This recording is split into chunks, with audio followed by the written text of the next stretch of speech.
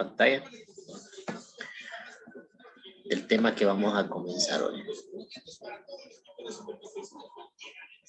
Esta es la filosofía de Platón. En la última clase que tuvimos, hablamos sobre la filosofía de Sócrates y los sofistas y el debate que tenía en ese entonces sobre lo que es la moral, que para los sofistas era algo relativo, algo que dependía de la perspectiva de cada persona, y para Sócrates la moral es la definición absoluta de lo que es cada cosa, de lo que es lo bueno, de lo que es la justicia, de lo que es cada valor. Entonces, la diferencia entonces entre los sofistas y Sócrates es que Sócrates sí creía que existe la verdad, que la verdad se puede comprender y que esa comprensión de la verdad es lo que nos hace que nosotros cumplamos con hacer lo correcto y buscar la justicia. Porque el intelectualismo moral de Sócrates se basa básicamente en que no se puede ser bueno si no se conoce qué es lo bueno. Y que los que actúan mal por ignorancia. Porque ignoran el bien, por eso no lo desean. Entonces, hoy continuamos con la filosofía de uno de sus discípulos. Probablemente que sea el discípulo más importante que tuvo, porque fue el que más ha sobresalido en la historia de la filosofía. El discípulo de Sócrates llamado Platón. Entonces, con este tema vamos a comenzar. Vamos a ver cuántos estamos. Ya vemos. Habemos pocos. Quizás se han dormido sus compañeros, se levantaron tarde. Lo bueno es que voy a grabar el video y lo van a tener disponible ahí.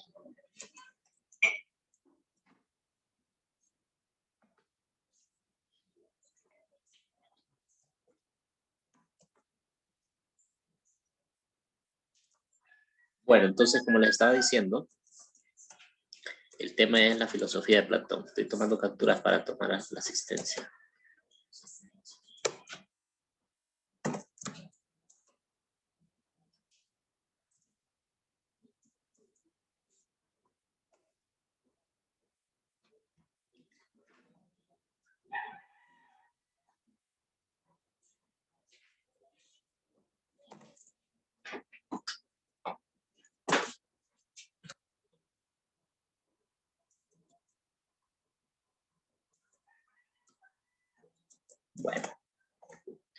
Bueno, sigamos entonces.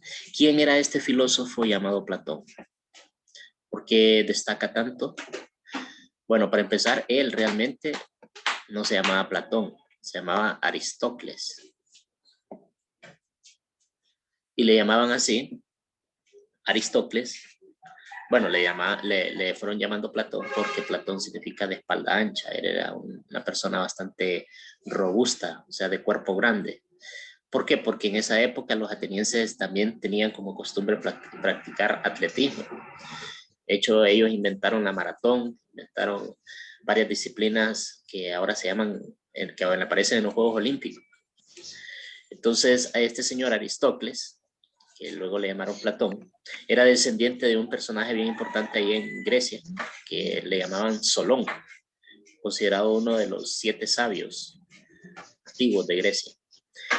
Y también era familia de Critias y de Cármides, que aparecen en sus diálogos, platicando con ellos sobre temas bien importantes de la filosofía. Ok.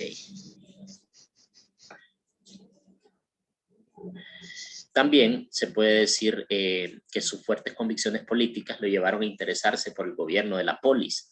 La palabra polis significa ciudad en griego. Okay.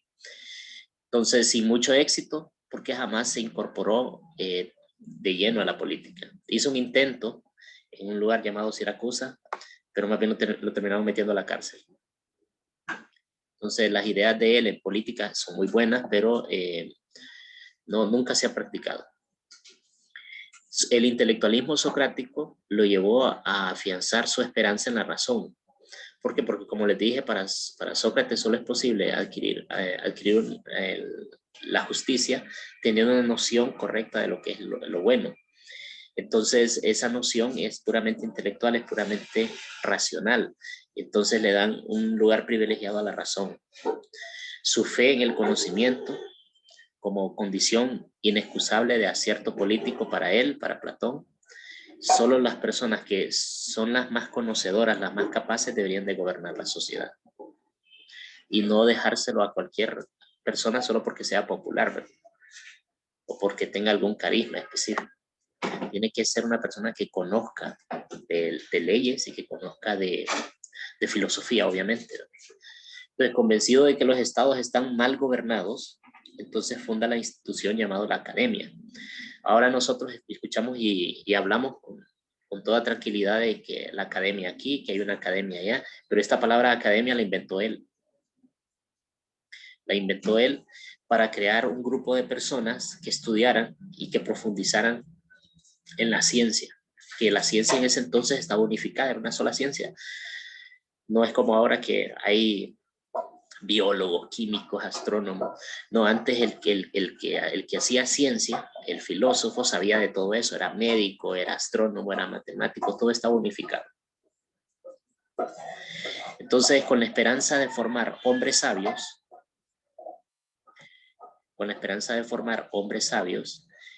capaces de intervenir en la legislación y el gobierno de las ciudades, capaces de obtener una visión, como les dije, socrática de lo que es lo justo. Entonces, para eso se fundó la Academia Platónica, que duró muchos siglos hasta que por cuestiones religiosas se clausuró y se terminó el platonismo, la línea platónica, pero el legado de él, como él no escribió directamente, sino que sus obras pervivieron en el tiempo, pues entonces él influyó a muchos filósofos. O sea, en los 2000 años que hicieron, 2300 años posteriores, todos los filósofos siempre hablan de Platón, los demás que lo siguieron, porque él influyó tanto en las demás mentes que es imposible que un filósofo no se refiera a él en algún momento. ¿Y cómo sobrevivió la obra de él? Pues él no lo escribía, sino que en ese tiempo los griegos tenían esclavos que les enseñaban a leer y escribir para que estos esclavos fueran escribiendo lo más importante que ellos decían. Aparte de Platón, también sobrevivieron muchas cartas de correspondencia que él tenía con personas influyentes de su época. Ok, aunque sus clases se desarrollaban utilizando el método dialéctico de Sócrates, o sea, el diálogo, porque recuerden que Sócrates utilizaba como método para llegar a la verdad el diálogo, utilizando varias etapas de ese diálogo, empezando de una forma irónica, haciéndose el que no sabía, para que la persona se sintiera segura de su conocimiento, diera su punto de vista y luego él le mostraba otras opciones o le hacía ver sus contradicciones para luego llegar a un punto donde sí se demostraba que estaba equivocada esa persona y que tenía que empezar de cero a definir, por ejemplo, lo que es la valentía, lo que es la bondad o lo que es el bien. Entonces, ese método que utilizaba Sócrates, el dialéctico, también lo utilizó Platón. Y conocemos muchas de sus teorías a través de los textos escritos llamados los diálogos. O sea, los textos de Platón se llaman diálogos. Se conservan en la actualidad 36. Y en los que varios personajes van conversando de diferentes temas en cuestiones filosóficas concretas con Platón. Entonces, los diálogos de Platón están divididos en 4. El del periodo socrático están los siguientes diálogos que están ahí. La apología de Sócrates, que es el famoso juicio de Sócrates, que ustedes hicieron una tarea la semana pasada. El periodo de transición, que ahí aparecen, esos son nombres de personas con las que él platicaba. Entonces el diálogo que se llama Gorgias es porque platicaba con alguien llamado Gorgias. Y así, ¿verdad? Y el periodo de madurez ya son cuando él estaba más seguro de sus ideas y él ya las había sistematizado. Entonces hay otros diálogos que son más famosos de él, como El banquete, donde habla del amor, o La república, donde habla de política. Son diálogos ya bien claros de él, no tiene duda de lo que es su filosofía. Y el último periodo, que es el periodo donde él ya está viejo, se llama Periodo de Vejez, incluye esos 8 diálogos que aparecen ahí. Entonces, esta es la obra de Platón. Todo eso escribió Platón a través de sus diálogos, y eso ha sobrevivido en el tiempo para que las personas lo analicen y si puedan lo contradigan. Ahora, la teoría fundamental que crea Platón, este filósofo, y en la que se centra la mayor parte de todo su sistema de pensamiento, se llama teoría de las ideas. En la teoría de las ideas, él responde a cómo es la realidad y cómo podemos acceder a ella. Entonces, en esa época había un debate bien fuerte entre dos filósofos presocráticos, o sea, filósofos que habían existido 2 siglos antes que Platón, como Parménides y Heráclito, que los dos tenían puntos de vista contrapuestos. Por un lado, Parménides decía que la auténtica realidad es eterna e inamovible, y que la realidad es el ser de las cosas, el ser eterno.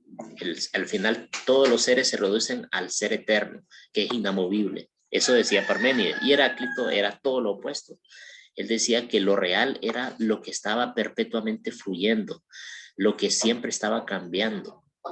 Entonces, en ese debate, unos filósofos se ponían de un lado y otros se ponían del otro lado, pero nunca nadie logró como hacer que se fusionaran, hacer que se volviera una teoría incluyente de ambos, crear una nueva teoría que los incluyera a ambos, y eso lo hizo Platón. Cuando observó el mundo, lo que observó Platón fue la temporalidad, el cambio que hay en las cosas, ¿verdad? Pero se preguntó qué pasa si miro con los ojos de la mente, si no me dejo guiar solo por los sentidos.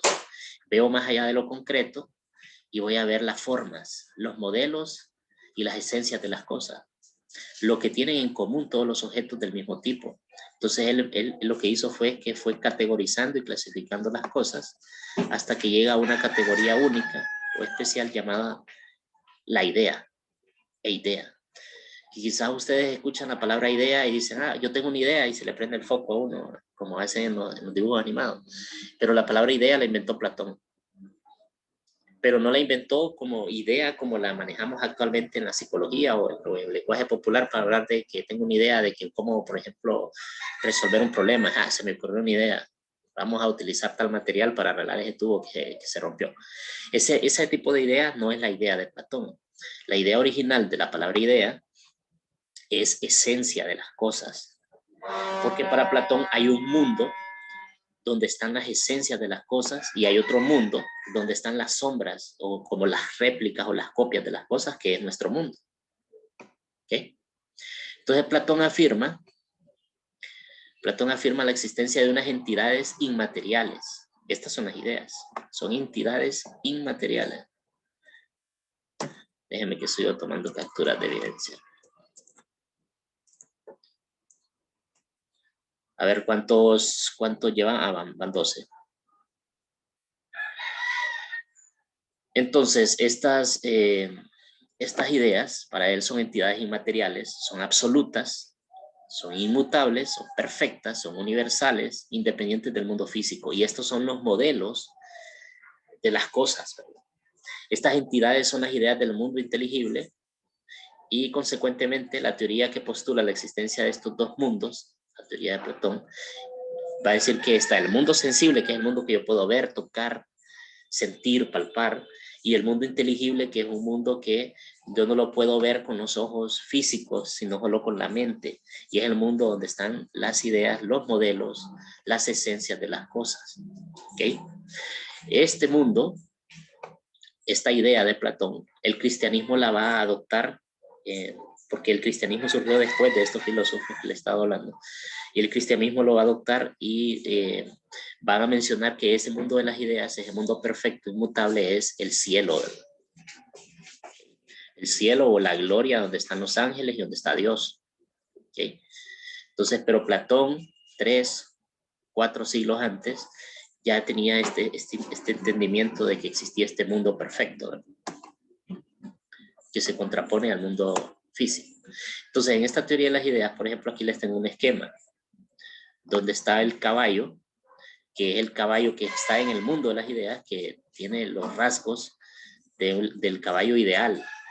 Y luego están los caballos que existen en el mundo concreto, que pueden ser de diferente color, que pueden ser de diferente tamaño, pero que siempre tienen la esencia de la idea original de lo que es un caballo. Y este caballo existe en el mundo de las ideas. Y los demás caballos, las demás variantes de esta idea, existen aquí en nuestro mundo sensible. Esa era parte del pensamiento platónico. Entonces, estas entidades son las ideas que están en el mundo inteligible. La teoría postula la existencia de dos mundos, entonces. Entonces, para Platón existen dos mundos. Y se puede comparar, así como dice este cuadro comparativo aquí, y pone usted mundo sensible en un lado, mundo inteligible en otro. ¿Qué hay en el mundo sensible? Las cosas finitas. ¿Qué hay en el mundo inteligible? Las ideas eternas. Las cosas finitas sufren de corrupción, porque todo en el mundo finito, así como nace, también se muere. También en el mundo finito las cosas son transformables, mientras que en el mundo inteligible o el mundo infinito las cosas son inmutables. En el mundo sensible, en el mundo donde nosotros tenemos nuestros sentidos listos para ver, las cosas son concretas y particulares, mientras que en el mundo inteligible las cosas son universales y abstractas. Abstracta significa que solo con la mente puedo acceder a ella. Y en el mundo sensible de Platón, las cosas son materiales. Y en el mundo inteligible, las cosas son pensables. ¿Sí? Entonces, las características de las ideas es que no se ven a simple vista, solo con la inteligencia. No existen en las cosas sino separadas de ellas porque las trascienden. Las cosas se relacionan con las ideas por imitación o por participación. Las ideas en sí son un paradigma o son un modelo de todo lo que existe. ¿Okay? Otra cosa también es que las ideas tienen un carácter normativo, no describen cómo son, sino cómo deben ser las cosas. Son objeto de definición y están jerarquizadas y ordenadas a partir de una idea suprema, que para Platón hay una idea que sobresale sobre todo, y esto lo aprendió de Sócrates, que es la idea, son las ideas morales, las que están por encima de todas las demás ideas. O sea que para Platón es más importante saber qué es lo bueno, qué es la justicia, y no qué es un caballo, qué es un perro, qué es el sol. Qué es el sol, qué es la luna y qué son las estrellas, es importante saberlo, pero no es tan importante como saber qué es la justicia, qué es lo bueno, qué es lo correcto. ¿Okay? Entonces las ideas morales están en primer lugar para este filósofo. Hay otro ejemplo de la teoría de las ideas, donde podemos ver, siempre utilizando la idea del caballo, cómo esta idea o la forma o el modelo de las cosas son únicas, eternas, inmutables, y cómo las copias son múltiples, corruptibles, inmutables. Pero hay una idea que es la idea de bien, que es la idea más importante en este mundo de las ideas, y que coincide también con las ideas como la unidad matemática, la belleza y el ser.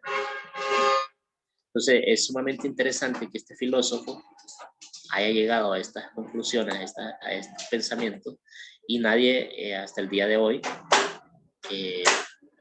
ha tenido como una concepción así tan original como la tuvo él, de poder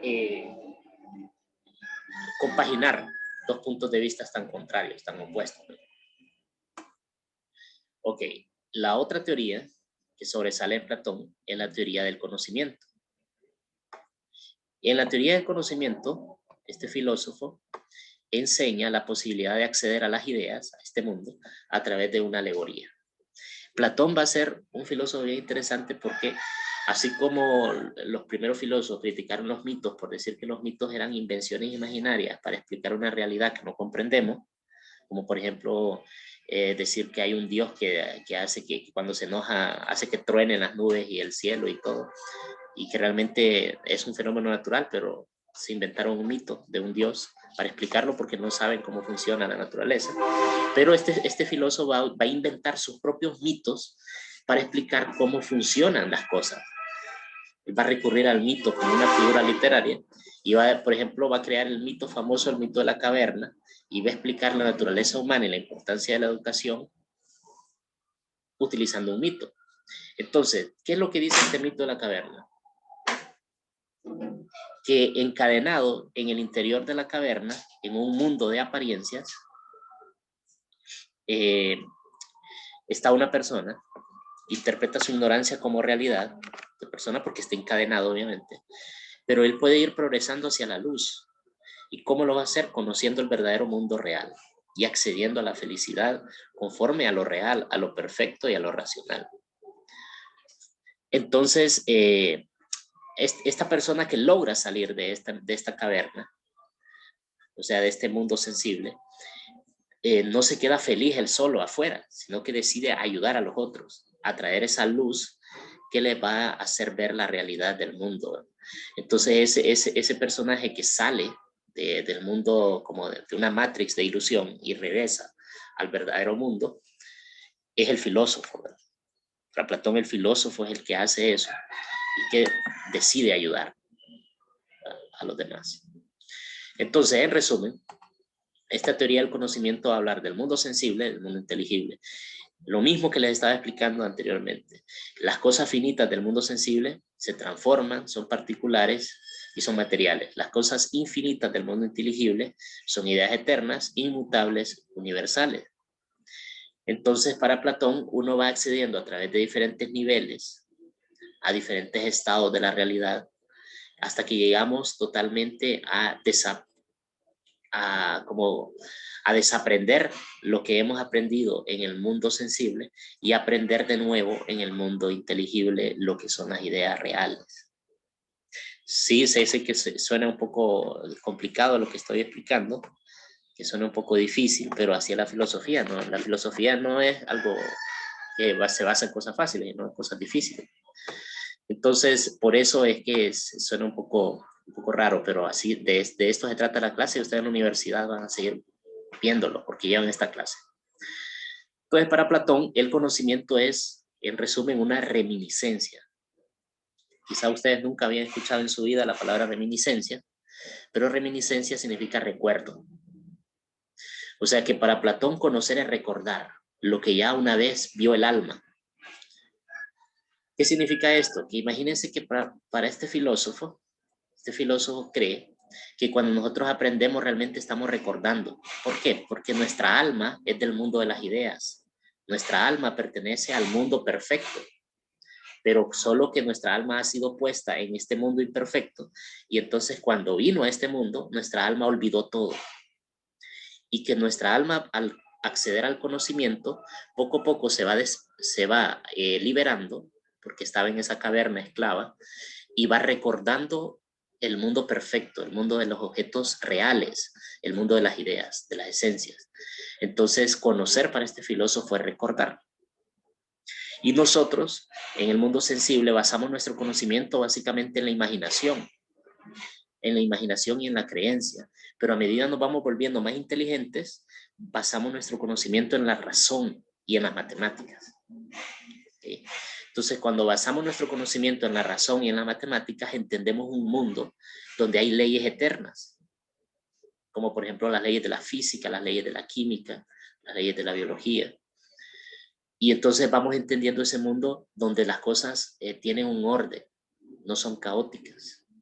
Entonces este filósofo, entre la reencarnación, porque este filósofo, va a creer que nosotros las personas, nuestra alma se reencarna y está reencarnándose hasta que logra liberarse y se sale del mundo sensible y logra llegar al mundo de las ideas, a contemplar las cosas eternas. ¿Okay? Esta idea no tiene nada que ver con nuestra cultura actual cristiana, porque en el cristianismo una vez que se muere y es el juicio y se va para el cielo o para el infierno. Pero en esta teoría de Platón hay una influencia hindú, una influencia asiática de otro filósofo llamado Pitágoras, que creían en la reencarnación, creían que el alma de la persona se muere y si no está preparada regresa otra vez hasta que logra salirse de liberar su mente y logra regresar al mundo de las ideas. Aquí está la imagen que les explicaba sobre el mundo de las ideas y sobre el mundo visible, que es bastante gráfica de lo que es liberarse de la prisión, liberarse de la imaginación y de la creencia y saltar al pensamiento y a la inteligencia, que es lo que quiere el filósofo Platón que hagan las personas.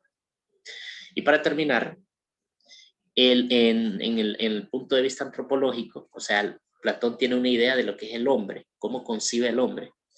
Y para él también el hombre tiene un dualismo, o sea, tiene dos partes, tiene cuerpo y tiene alma. El cuerpo es la parte material y el alma es la parte inmaterial.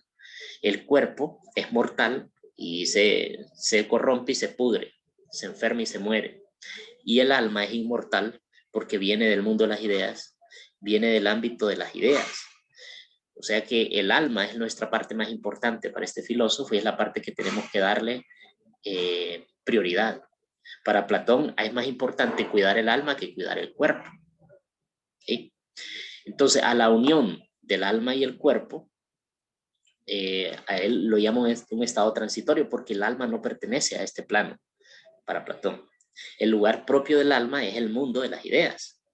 Mientras está unida al cuerpo, el alma está sufriendo de esa ceguera y de esa esclavitud. Entonces es necesario que se purifique para librarse de este mundo, de las necesidades y las exigencias del cuerpo, de las pasiones y de los placeres y los deseos que perturban la tranquilidad del alma. Entonces Platón dice que la persona tiene que luchar contra su parte irracional, su parte animal. Entonces él va a decir que el alma, que es inmortal, pues básicamente tiene que luchar contra sus apetitos. Entonces, esa parte de cómo el alma va a luchar contra sus apetitos y contra su parte irracional, lo vamos a ver en la siguiente clase, por cuestión de tiempo. Pero para este tema, la tarea va a ser sencilla. Ustedes van a hacer un cuadro comparativo, y ahí me van a explicar, por un lado, qué es el mundo sensible, según lo que aprendieron en la clase, y por otro lado, qué es el mundo inteligible. Y me lo van a mandar mañana jueves, o más tardar el viernes. Y entonces espero que hayan comprendido el tema. Voy a habilitar los micrófonos ahorita.